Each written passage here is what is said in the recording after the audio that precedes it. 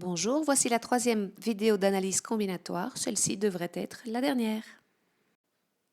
Qui n'a pas rêvé de gagner au loto? Le dernier groupement que nous allons étudier est les combinaisons. Au loto, par exemple, on tire 6 boules parmi 42 numéros. Et dans une grille, sur un papier, on coche les 6 chiffres obtenus. On aimerait savoir le nombre de grilles différentes que l'on peut obtenir. Pour ce type d'exemple, l'ordre n'a aucune importance. En effet, qu'on ait le 1, le 15, le 7, suivi du 20, puis du 5 ou du 18, ou qu'on ait ces mêmes boules dans un ordre différent, on aura coché les mêmes cases sur notre grille de loto. Pour déterminer le nombre de grilles différentes de loto que l'on peut avoir, on peut, comme précédemment, calculer de combien de façons on peut arranger 6 numéros parmi les 42 chiffres disponibles. Ceci revient à calculer un arrangement de 6 numéros, dont 42 sont disponibles, à 6 42, tout en prenant en plus considération que l'on sait que l'ordre de ces numéros n'a pas d'importance. Autrement dit, on peut les permuter comme on veut, on aura toujours la même grille. Nous aurons donc P6 permutations possibles. Le nombre de grilles différentes peut donc être simplement calculé comme l'arrangement des 6 numéros parmi ces 42 disponibilités divisé par les permutations de 6 numéros. Ceci se symbolise par la lettre C comme combinaison, C642 dans cet exemple. De manière générale, on appellera donc combinaison sans répétition un groupement dans lequel l'ordre des éléments n'est pas important. Pour tous les groupements que nous avons vus jusque-là, l'ordre était important. Dans ce cas-ci, il ne l'est pas. Autrement dit, 1, 2, 3 est égal à 3, 2, 1, donne le même résultat. Les répétitions, quant à elles, sont interdites. On ne peut pas avoir plusieurs fois le même numéro. Le nombre de combinaisons sans répétition de P éléments choisis parmi les n disponibles s'écrit cette fois CPn et se calcule comme étant l'arrangement de P avec n disponibles divisé par la permutation des P éléments. À titre d'exercice, si on s'intéresse au numéro 1, à combien de manières différentes 14 joueurs peuvent former d'équipes de football différentes, mais cette fois en considérant que la place n'a aucune importance. L'ordre n'a donc pas d'importance. On peut donc effectivement confirmer que l'ordre n'est pas important.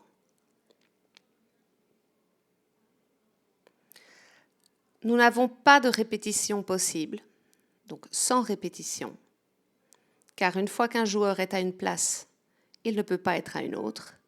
Nous sommes donc bien dans le cas d'une combinaison sans répétition.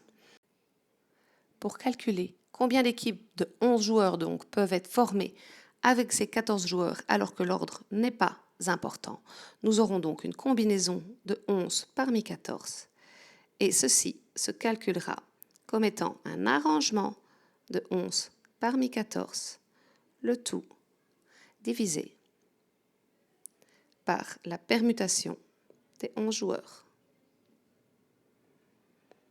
En appliquant les formules, ceci nous donnera 364 équipes différentes.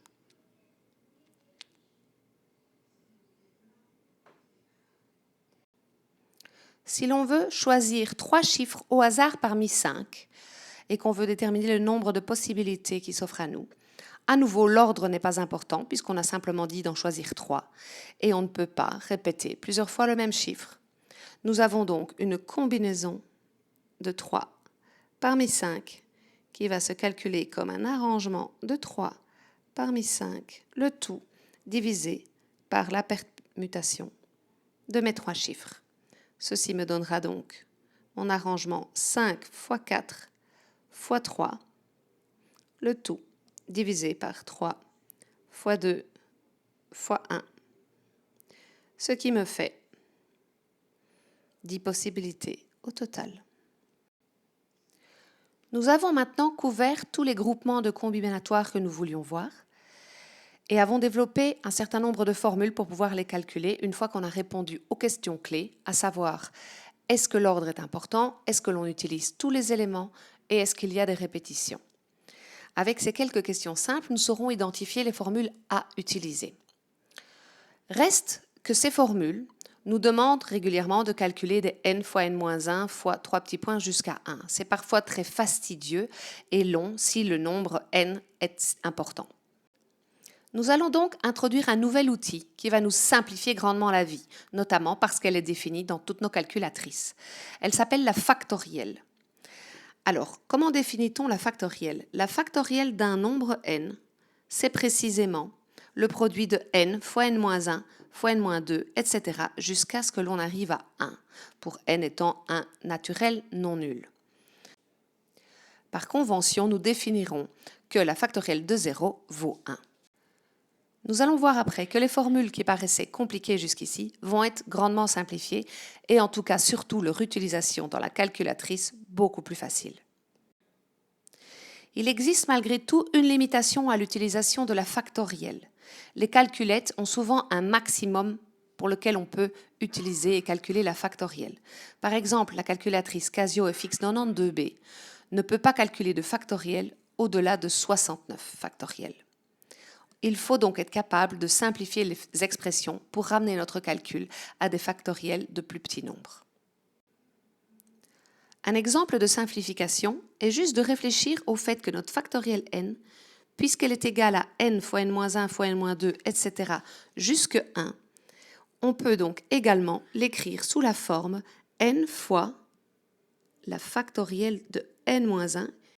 On va donc faire quelques petits exercices pour voir si on sait un petit peu jouer avec ce nouvel outil. Le premier exercice ici nous dit de calculer la factorielle 84 divisée par la factorielle de 83. Aucun de ces deux nombres ne peut être calculé via notre calculette. Nous allons donc simplement réécrire cette fraction avec au numérateur la factorielle de 84 qui peut être réécrite comme étant 84 fois la factorielle de 83. Le dénominateur, nous pouvons le garder tel quel.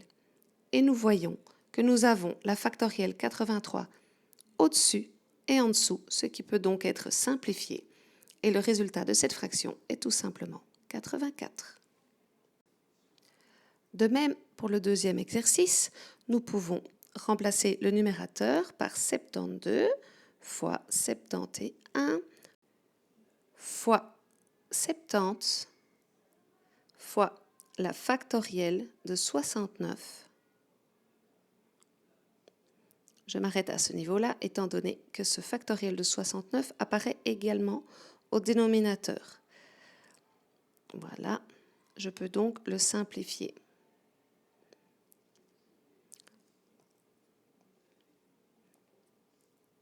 Voilà. Et donc, ma fraction peut être résumée en 72 fois 71 fois 70 au numérateur, le tout divisé par 3 fois 2 fois 1, ce qui peut maintenant être aisément calculé à la calculatrice et nous donne 59 640.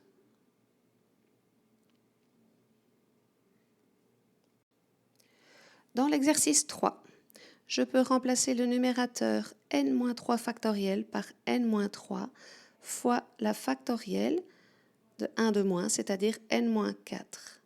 Et tout ça divisé par n-3. Les n-3 vont donc pouvoir se simplifier, ce qui me laisse uniquement factoriel de n-4.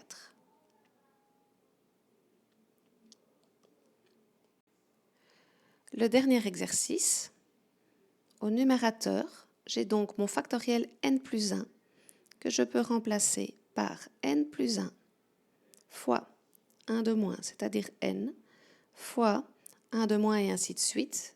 Je fais apparaître mon n-1. Là, je vais l'exprimer sous forme de sa factorielle puisque c'est précisément celle qui appartient en dessous. Je n'ai pas besoin d'aller plus loin. factoriel de n-1 en dessous.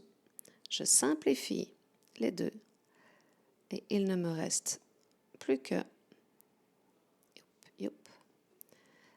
n plus 1 fois n. Maintenant que l'on a introduit ce nouvel outil, on va l'intégrer dans nos formules. La première n'avait pas de difficulté calculatoire.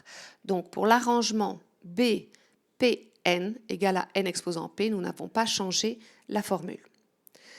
Lorsque nous prenions l'arrangement ANP, c'est-à-dire les arrangements simples sans répétition, on peut montrer qu'elle se calcule simplement en faisant au numérateur la factorielle de n et au dénominateur la factorielle de n-p. Ceci peut se démontrer en jouant un petit peu avec les factoriels. Si l'arrangement APN valait n fois n-1 fois n-2, etc. jusqu'à n-p plus 1, pour pouvoir faire apparaître la factorielle au numérateur, factorielle de n, je dois donc compléter ce produit pour pouvoir aller jusqu'à 1. Pour pouvoir aller jusqu'à 1, je vais donc rajouter dans mon produit toutes ces parties de droite ici qui me permet de continuer le produit jusqu'à 1. Seulement, comme je ne peux pas changer la valeur de mon arrangement, si j'ai multiplié par n-p fois, etc. jusqu'à 1, je dois également rediviser par lui pour ne rien changer à mon égalité.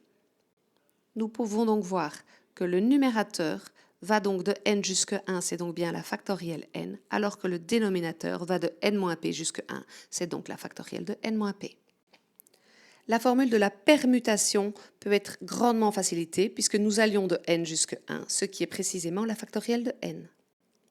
Pour la permutation avec des répétitions, il s'agissait précisément au numérateur de la permutation Pn, qui est donc factorielle n, et au dénominateur les factoriels de P1, de P2 et ainsi de suite en produit entre eux. Pour les combinaisons, nous avons vu que c'était l'arrangement divisé par la permutation. Il suffit de prendre la formule de l'arrangement factoriel n sur factoriel n-p, dans laquelle nous allons simplement multiplier le dénominateur par la permutation de P. Nous avons terminé. Nous pouvons maintenant présenter un schéma récapitulatif pour avoir un procédé clair pour établir quelle formule appliquer dans quel type de problème. Nous avons vu qu'il est important de se poser 3 questions clés pour pouvoir déterminer le type de groupement que l'on a en présence. La première question est de savoir si l'ordre a de l'importance.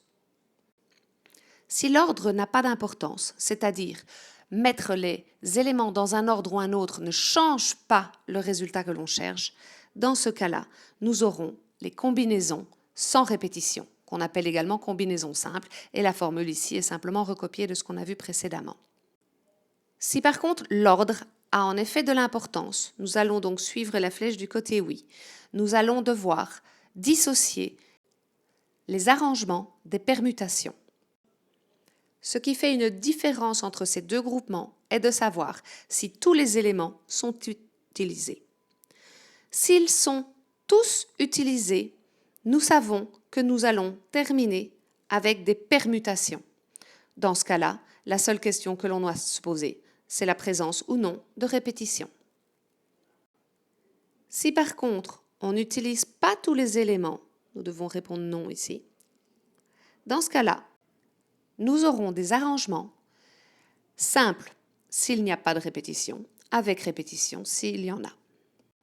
Ceci clôture l'ensemble des présentations sur l'analyse combinatoire. Avec ce schéma logique et la compréhension et la connaissance de ces formules, vous devriez pouvoir répondre à tous les exercices de combinatoire.